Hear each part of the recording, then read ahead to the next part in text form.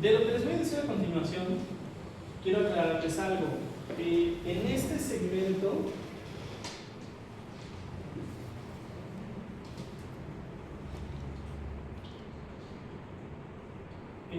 en esta porción, ya me equivoqué.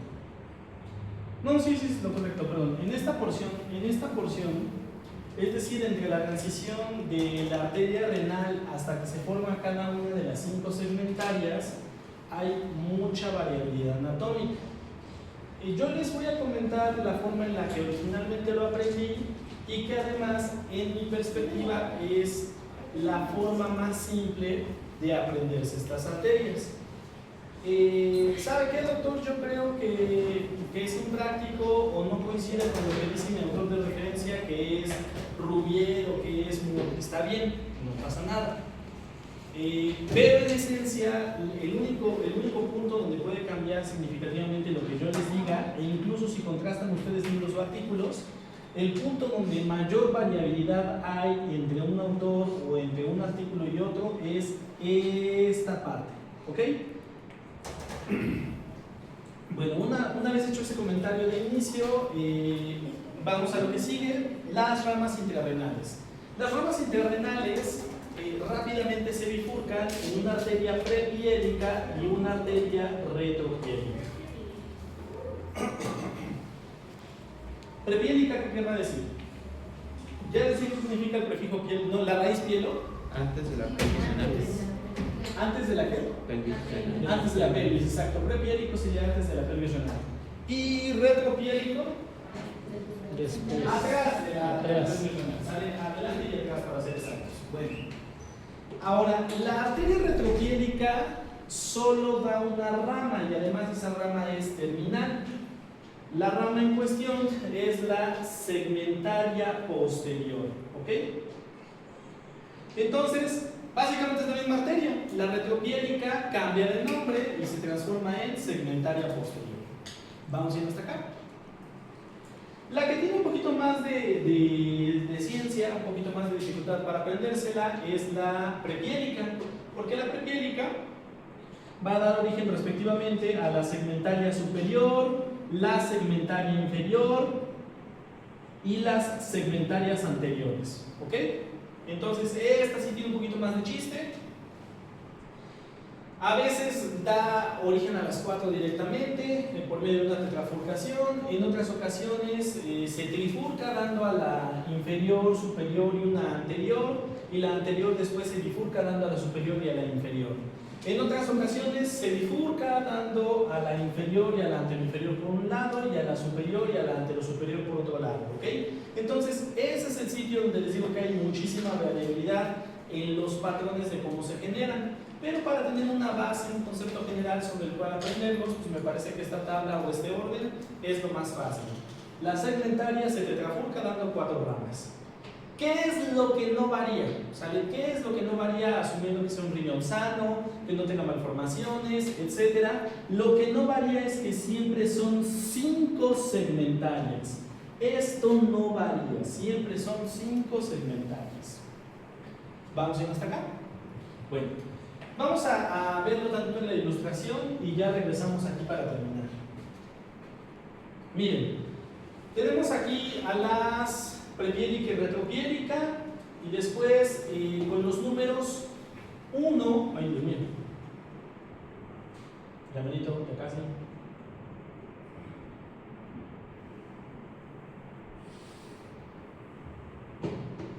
Con los números 1, 2, 4 y 5 estoy señalando las ramas anteriores o las ramas de la prepiélica.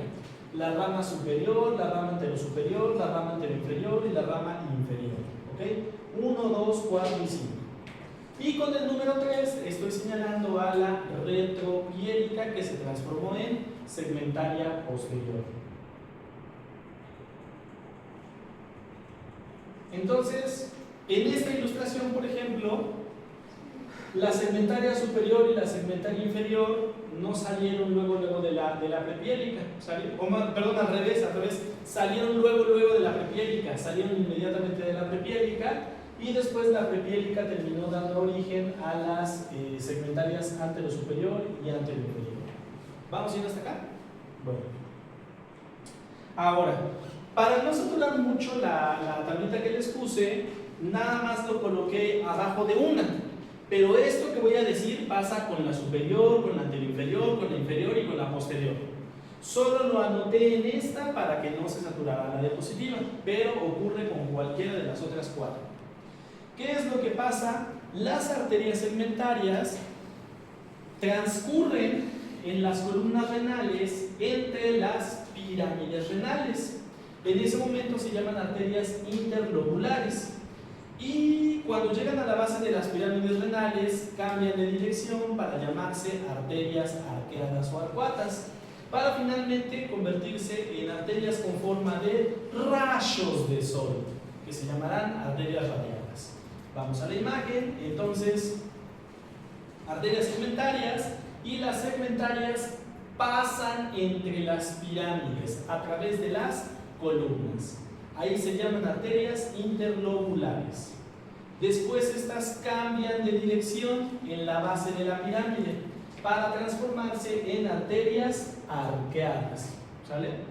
Y finalmente esas arterias arqueadas emiten muchas ramas que parecen rayos de sol. Entonces esas son las arterias radiadas, ¿sale? Arterias radiadas. Con esto hemos concluido con la irrigación macroscópica del riñón. Que el doctor, que la eferente del glomérulo, que la aferente del glomérulo o el glomérulo mismo, pero ya corresponde eso al territorio de la histología renal. ¿Vamos a ir hasta acá? Bueno. Ahora, las segmentarias se llaman así porque generan segmentos vasculares en el riñón. El riñón tiene 5 segmentos vasculares porque tiene 5 arterias segmentarias. Este es un riñón izquierdo.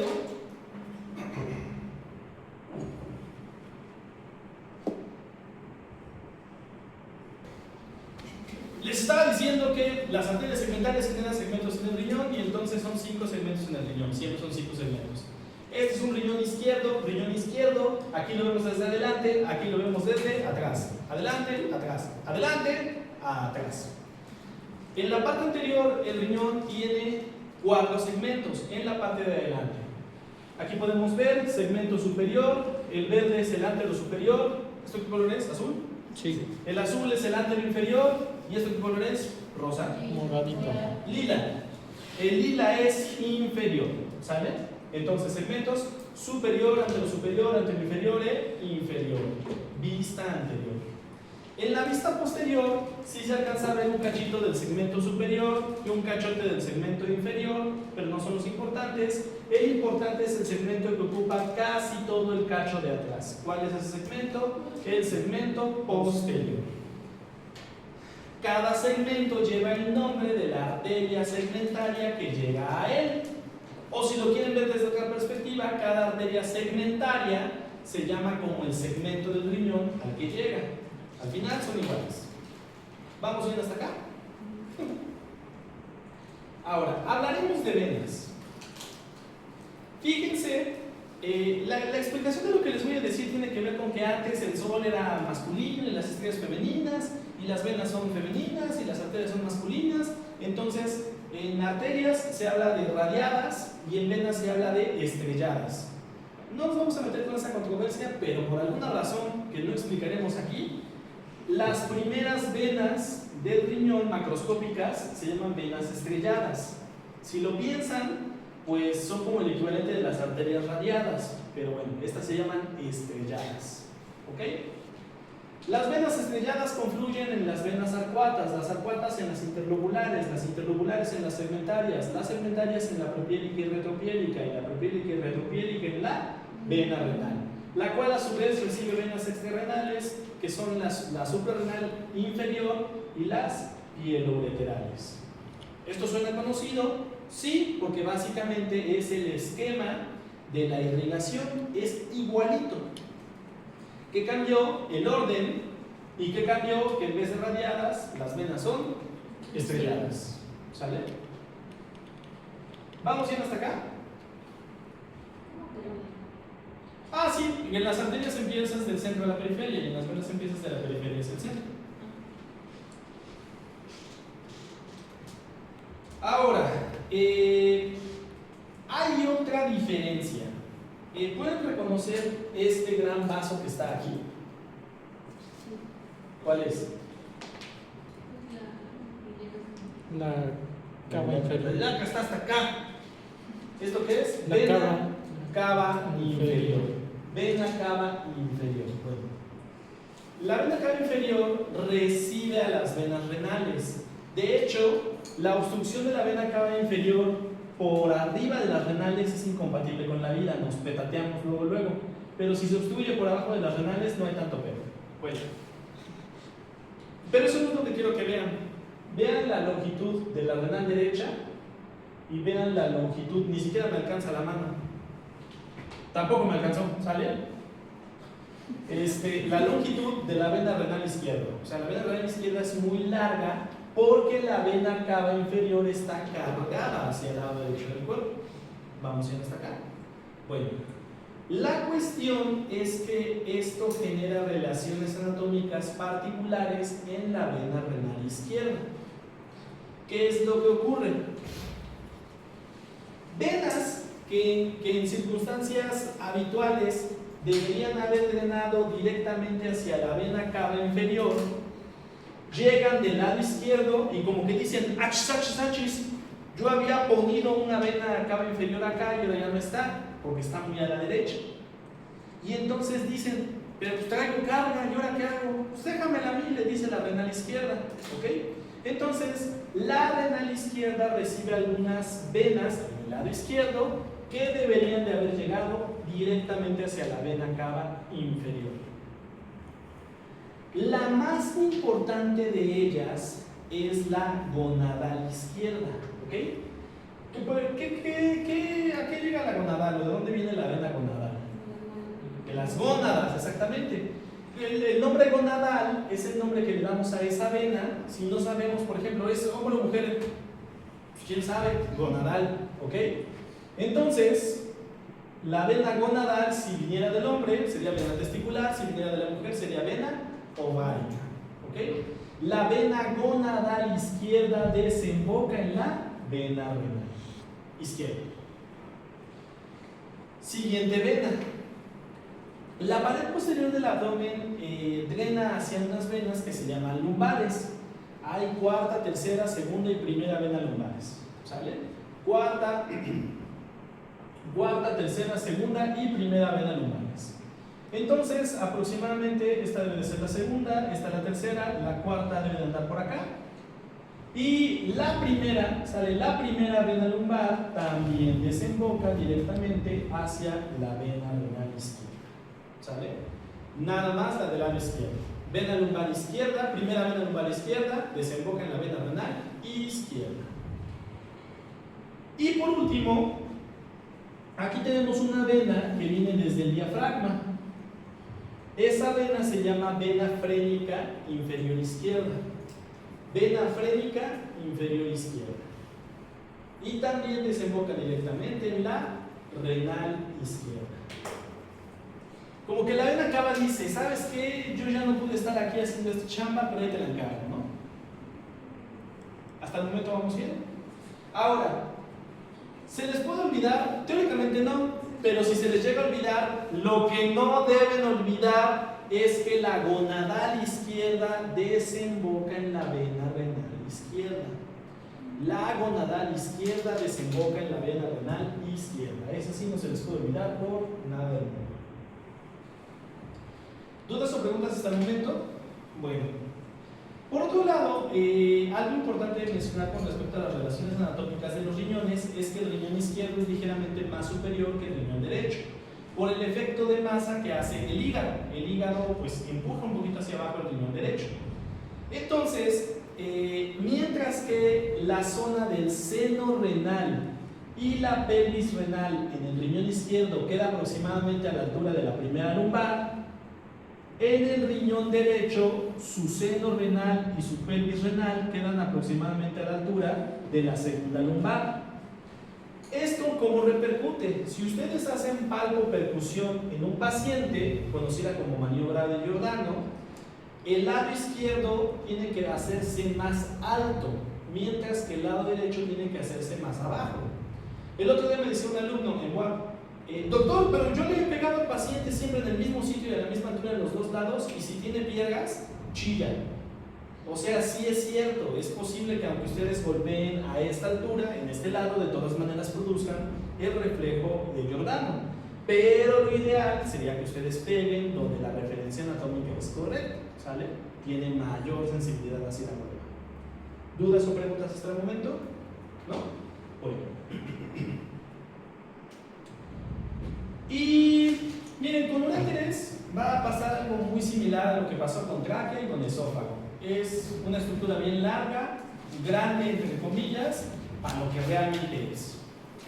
Entonces, uréter tiene forma tubular o cilíndrico, mide aproximadamente 30 centímetros. Su luz puede alcanzar hasta 9 milímetros sin desgarrarse, aunque 9 milímetros ya es bastante. El uréter tiene capas muy parecidas a las de otras vísceras nuevas que hemos visto. Tiene una mucosa, tiene una submucosa, tiene una muscular y tiene una adventicia, aunque su submucosa está poco desarrollada. ¿Vamos bien hasta acá?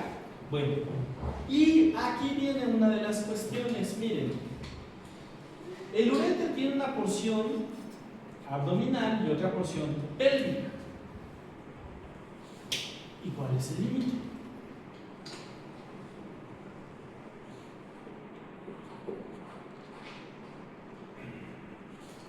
Hace rato les pregunté y no me lo supieron decir. Quizás el enfoque del plan, la verdad es que no conozco el programa de Anatomía 1, quizás está muy enfocado en lo musculoesquelético, y el tema de pelvis ósea tiene muchos aspectos ginecobstétricos que quizás se omitieron en Anatomía 1.